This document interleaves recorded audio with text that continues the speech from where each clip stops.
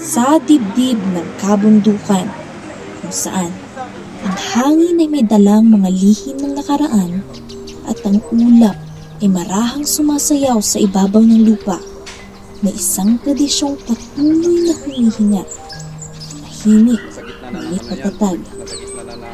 Dito, sa piling ng kalikasan at sa ritmo ng panahon, isinisilang ang isang likha na hindi lamang basta iningin, kundi isang kwentong pinunday ng kamay, puso at alaala. Kailan para masira?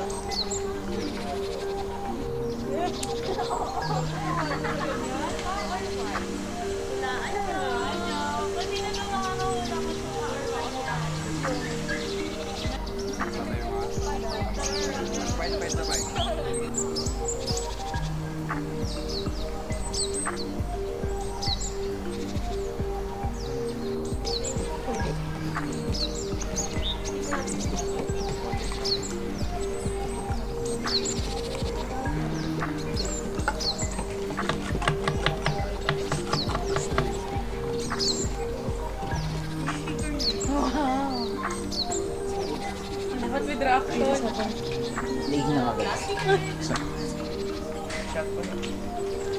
I-try mo lang likod, rice lang.